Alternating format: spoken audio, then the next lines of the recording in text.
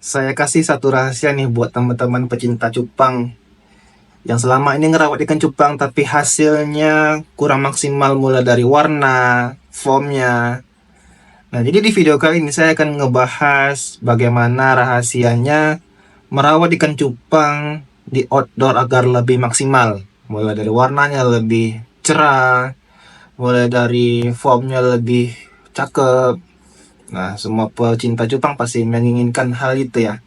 Nah, jadi simak terus video ini sampai habis jika kamu pengen tahu caranya. Let's go.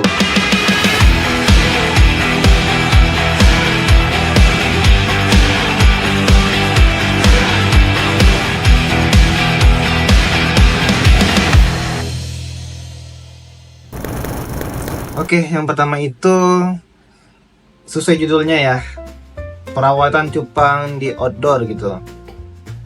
Kenapa saya memilih outdoor? Karena berdasarkan pengalaman saya dan pengalaman pemain cupang yang saya kenal, itu mereka lebih memilih merawat cupang di outdoor ketimbang di dalam. Kenapa? Yang pertama itu bukan masalah tempat ya. Mungkin bagi sebagian orang yang rumahnya terbatas atau sempit, ingin merawat cupang yang banyak karena dia tidak bisa merawat cupang di dalam rumah, dia taruh di luar, itu bukan masalah sebenarnya. Di luar pun tidak masalah karena juga cantik ya. Jadi kenapa di outdoor? Bisa teman-teman lihat, pemain-pemain cupang besar itu kebanyakan melihara cupangnya di outdoor ya. Kolamnya di luar, botol-botolnya di luar ya. Itu mereka mengandalkan apa? Mengandalkan pertama itu cahaya matahari. Nah, itu. Jadi cahaya matahari itu mendatangkan sebuah vitamin ya. Kita manusia aja jika terkena matahari pagi itu bakalan lebih cerah loh kulitnya, bakalan lebih sehat gitu. Apalagi hewan, ikan cupang terutama yang lagi kita bahas. Itu ikan cupang tuh bakalan mendapatkan vitamin D, kekebalan tubuh ya kan. Sirkulasi udara yang baik juga tentunya jika air cupang itu sudah mulai busuk ya. Dan dari itu kita bakalan mendapatkan kesehatan cupang, warna ikan cupang yang lebih cerah ya kan. Ikan kita lebih sehat gitu tentunya.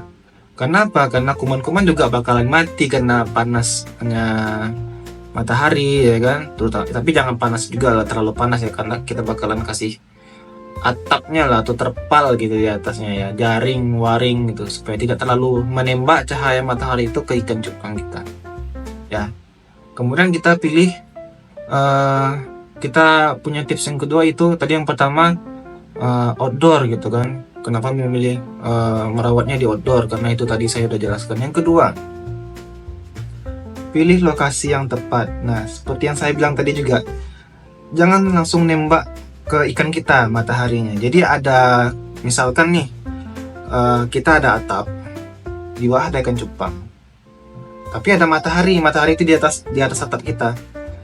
Nah, jadi nggak secara langsung, jadi kena hawa panas, kena cahayanya itu udah cukup. Apalagi atapnya itu bukan atap genteng, tapi atap jaring atau waring yang ada bolong-bolongnya itu.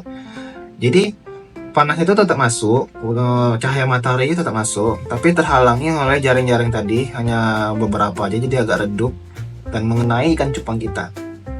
Nah, itu lebih baik.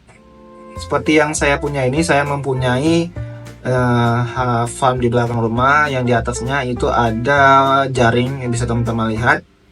Jaring-jaring ini melindungi matahari dan itu ada genteng juga. Nah, juga menghalangi karena di bawahnya ada kolam ya, kolam untuk buaya, jadi nggak terlalu panas gitu Pak, nggak terlalu kena matahari. Nah, jadi di bawah jaring ini tempat botol-botol. Nah, ini ikan-ikan cupang saya di botol-botol pada sehat-sehat, tidak pernah sekalipun mati. Beda waktu saya rawat di dalam rumah, ikan cupang saya mati mendadak, nggak tahu kenapa. Padahal saya rutin ganti air, ngasih pakan, tiba-tiba aja lemas, tiba-tiba mati. Mungkin teman-teman pernah ngalamin itu ya. Nah, ketika saya merawat di outdoor itu nggak pernah terjadi. Malah yang sering terjadi itu sisik nanas ya, mungkin karena pakannya kali ya, kurang bersih saya ngapainnya. Tapi itu jarang, walaupun ada tapi jarang.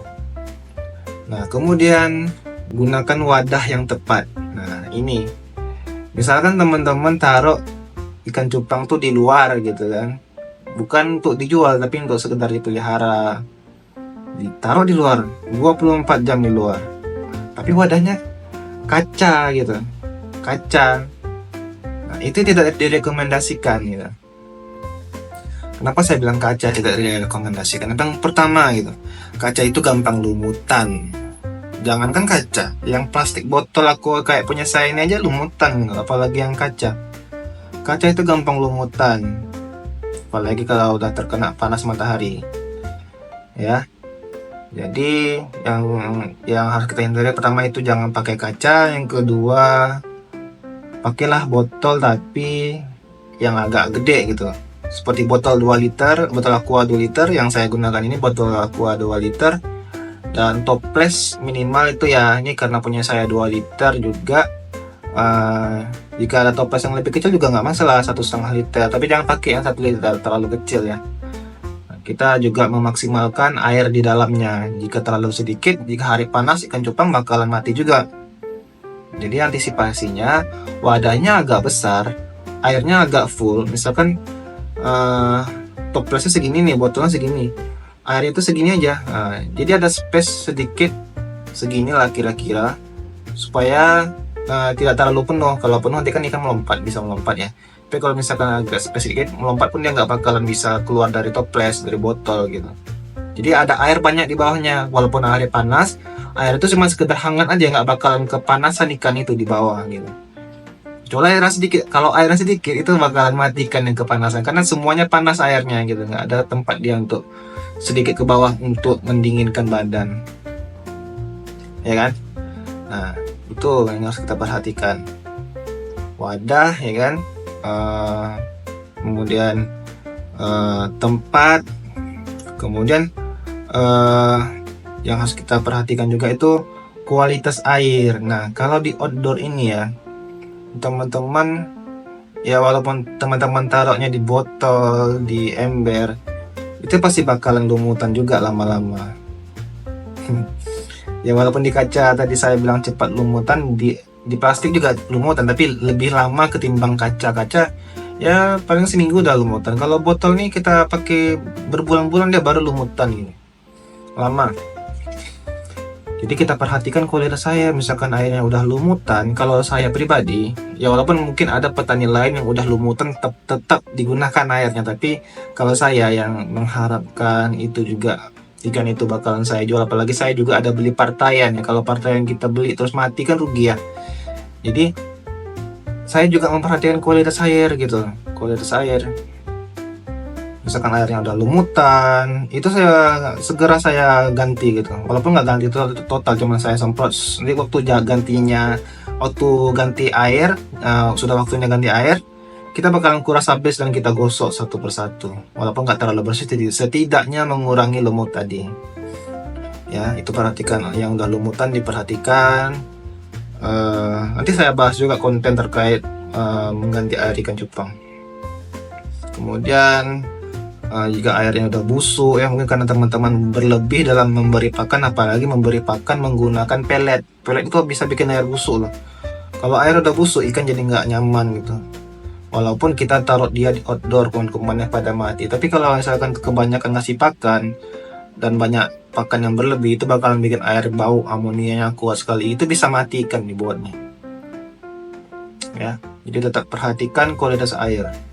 Kemudian tadi saya udah bilang juga, gara-gara pakan berlebih ya, itu teman-teman juga perhatikan tips yang berikutnya, pemberian pakan yang tepat. Jadi udah 5 nih ya. Pertama tadi outdoor ya kan, kedua pemilihan tempat yang tepat, yang lokasi yang tepat, kemudian wadah ya kan, wadah yang tepat itu harus apa gitu, kemudian perhatikan kualitas air ya kan, kemudian yang kelima nih, pemberian pakan yang tepat. Jadi untuk memaksimalkan yang kita udah taruh di luar nih, kan cupang kita dari kena cahaya matahari, kena sirkulasi udara yang segar, itu selalu segar gitu, kena air hujan juga, kemudian kena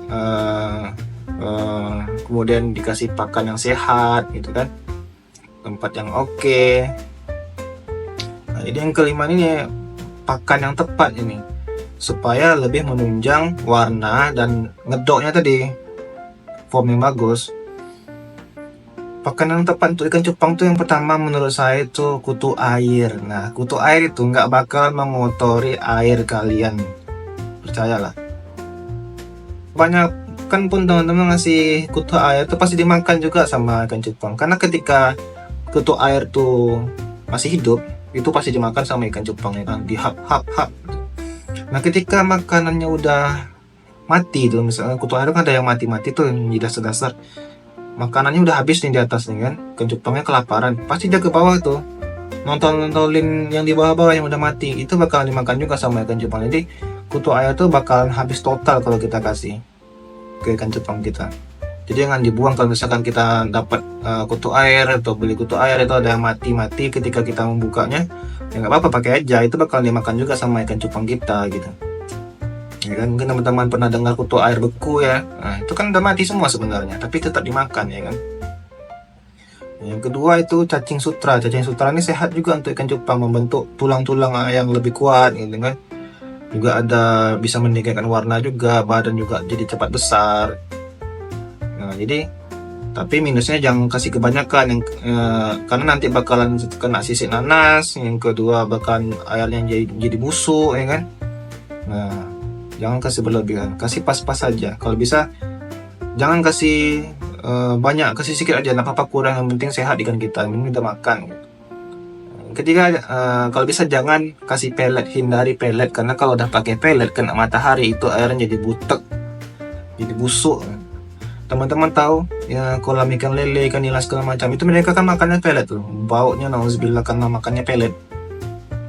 Saya juga punya kolam nih, beberapa kolam saya kasih pelet, itu busuk gara-gara kasih pelet tok.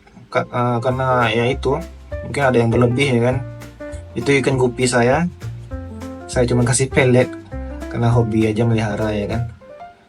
Busuk airnya itu, tapi setelah saya lama nggak kasih pelet dia balik lagi sehat airnya ya kan. Nah tadi ada 5 tuh pemberian pakan. Kemudian rutin mengganti air atau periksa tempat wadah ikan cupang kita.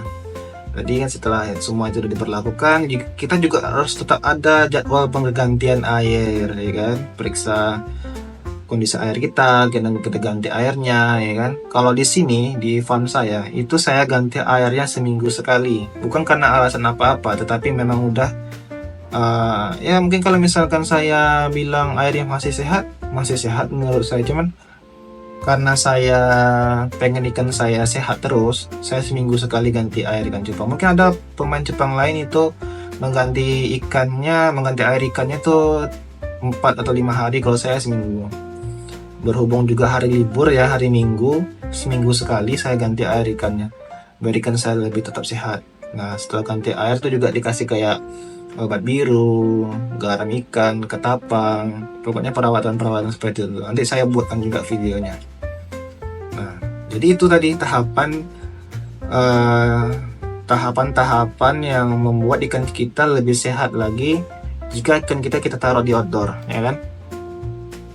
Nah, pertama tadi taruh di outdoor, kemudian perhatikan wadahnya, kemudian perhatikan tempatnya, perhatikan kualitas airnya, perhatikan pakannya, ya kan? Kemudian rutin ganti air. Nah, kemudian yang tadi saya bilang terakhir rutin ganti air. Yang ketujuh nih ada nih. Nah, kita sebagai penghobi cupang tentunya kita harus menikmati prosesnya, ya kan. Bagi teman-teman penghobi cupang, peternak cupang untuk dijual lagi, untuk dipelihara, untuk sebagai penghias ruangan, nikmati prosesnya, karena ikan cupang tuh ada yang namanya mutasi warna, mulai dari base gel, zelo, nodal-nodal warna, keluar warna merah, biru, kuning, hijau. Itu kita nikmati prosesnya, mulai dia dari itu bakal nanti ngeblok lagi jadi base gel, bisa loh. Contohnya avatar, awalnya base gel hitam, mulai dari base gel hitam, notol-notol lagi, nanti udah makin tua dia ngeblok lagi jadi base gel itu avatar, ya kan. Sama kayak multicolor itu awalnya selo, base gel ke selo, ke notol-notol, nanti udah tua udah ngeblok lagi jadi base gel. Base gel bukan base gel biru, base gelnya tuh kayak base gel warna campuran. Nah, jadi nikmati prosesnya. Jadi jangan capek pasti itu pun, cuman nikmati aja prosesnya.